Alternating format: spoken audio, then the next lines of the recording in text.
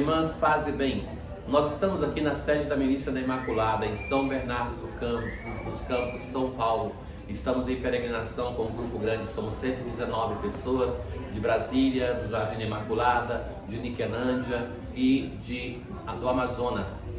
São pessoas que estão ligadas ao ministério de nós frades e que nós temos o prazer de esses dias virmos aqui em peregrinação em diversos lugares, alguns dos quais eu estou fazendo o vídeo para vocês. Hoje, na escuta da palavra de Deus, que é viva e eficaz, e o mês de setembro nos chama a dar atenção a isso. É o mês da palavra de Deus. Não existe vida cristã, não existe uma conversão sem uma atenção à palavra de Deus. Por isso, o mês de setembro quer nos provocar a isso, a uma escuta. De fato, como eu tenho dito para vocês muitas vezes, uma pessoa que por 3 anos participa da missa, praticamente ela vai escutar todo o Antigo e Novo Testamento, mas de um modo descontínuo, muitas coisas sendo descontínuo, muitas coisas são omitidas da liturgia. Então, que faz bem para você um dia se dedicar e tomar a Bíblia de ponta a ponta e lê-la. Tem diversas propostas de método por onde começar, então que isso é uma coisa importante para que você diga que você leu todo esse tesouro da palavra de Deus.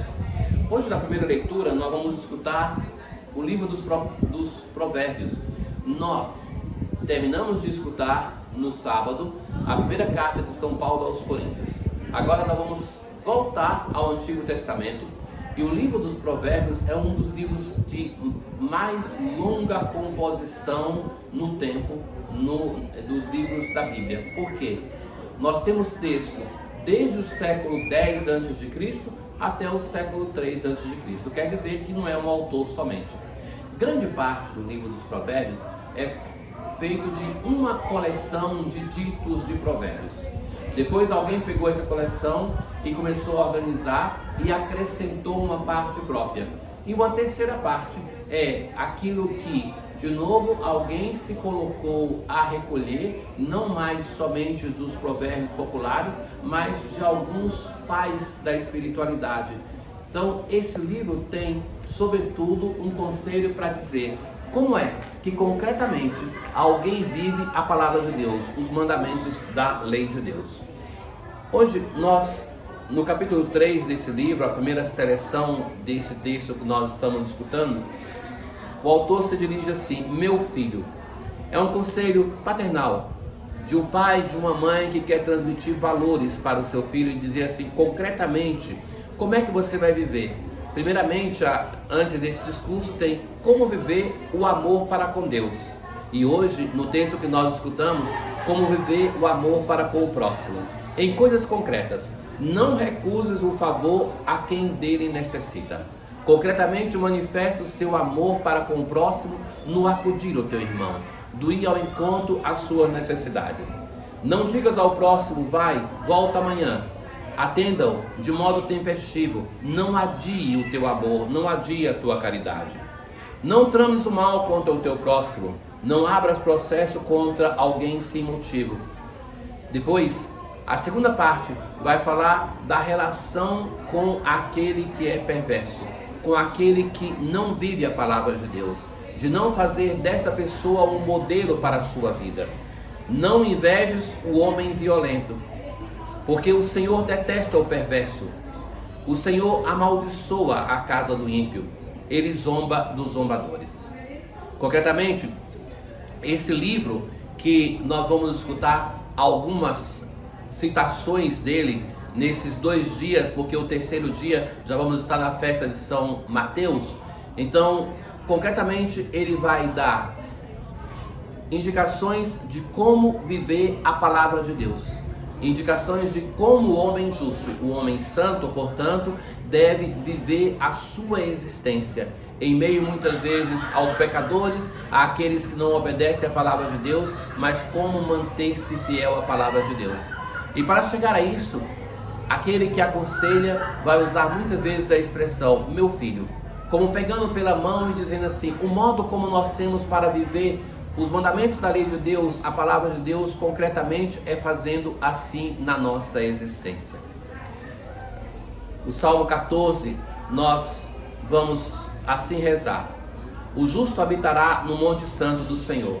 Mas quais são as características para viver no Monte Santo, que é Jerusalém, sobretudo no seu templo? Aquele que caminha sem pecado, que pratica a justiça, que pensa a verdade, não solta em calúnia sua língua. Além disso, que não prejudica o seu irmão, nem cobre de insulto o seu vizinho, que não dá valor algum ao homem ímpio. Não empreste seu dinheiro com usura, nem se deixe subornar contra o inocente. Jamais vacilará quem vive assim. Essa frase que conclui o salmo responsorial de hoje é uma bela síntese. Jamais vacilará aquele que obedece ao Senhor e busca ter uma relação justa com os seus irmãos.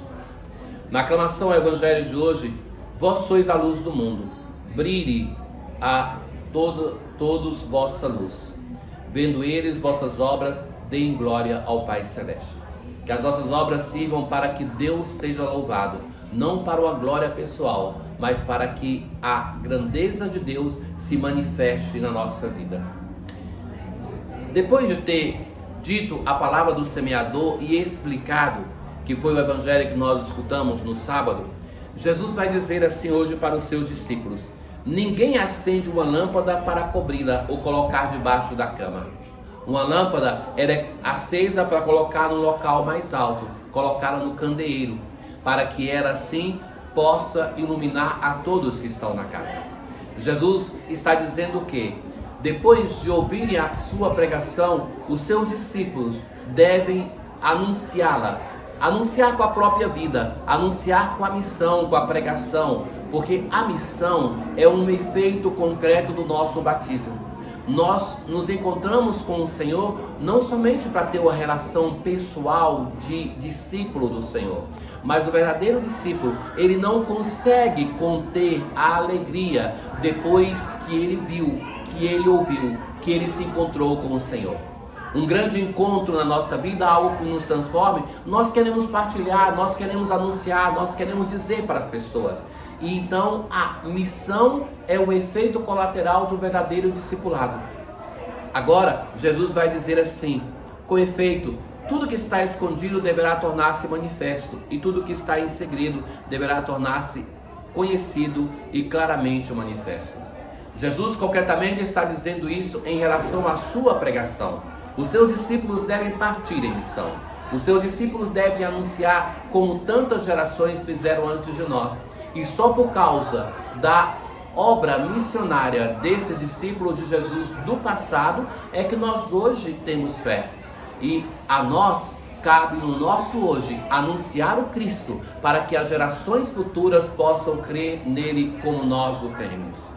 Portanto, prestai atenção à maneira como vós ouvis. Essa frase é a frase mais importante do Evangelho de hoje. Prestai atenção à maneira como vós ouvis. Como é que nós ouvimos a palavra de Deus? Nós, às vezes, ouvimos com distração, que nos impede de colher até mesmo para nós o tesouro da palavra. Estejamos atentos. Na antiguidade e até hoje na igreja ortodoxa, eles têm um refrão que se repete sempre na liturgia: sabedoria, estejam atentos, para dizer, olha, essa palavra de Deus tem uma grande sabedoria e ela não pode ser ofuscada. Estejamos atentos. É o primeiro passo, o passo mais básico na nossa liturgia, na escuta da palavra de Deus, a atenção. Mas não basta estar atento. Às vezes nós estamos atentos e usamos o tesouro da palavra somente para nós. É preciso estar atento, usar esse tesouro para nós, mas também compartilhá-lo, doar aquilo que nós recebemos. A nós que participamos da liturgia cotidiana, ou mesmo só no domingo, será que nós depois temos a coragem de compartilhar com quem nós encontramos aquilo que nós fizemos experiência, aquilo que a palavra de Deus nos indicou? Pois a quem tem alguma coisa será dado ainda mais. Se nós nos dedicamos à escuta da palavra de Deus, nós vamos ter sempre mais, nós vamos crescer no nosso discipulado, nós seremos mais e sempre mais de acordo com a palavra de Deus, e nesse caso seremos chamados de justos e de santos. Nós, na oração de hoje, nós assim rezamos: ó Pai, que remistes toda a lei no amor a Deus e ao próximo, Fazei que, observando o vosso mandamento, consigamos chegar um dia à vida eterna. De fato, como vai dizer o Senhor no Evangelho, toda a lei, todos os profetas se resumem no amor a Deus e no amor ao próximo. Escutando nesses dias o livro dos Provérbios, concretamente nós vamos escutar como é que nós podemos e devemos viver na relação com Deus, na relação com os irmãos, esses dois mandamentos, para que nós sejamos verdadeiros discípulos de nosso Senhor Jesus Cristo no hoje da nossa história. Tenham todos um bom dia. O Senhor esteja convosco, Ele está no meio de nós. Abençoe-vos o Deus Todo-Poderoso, o Pai, o Filho e o Espírito Santo. Paz.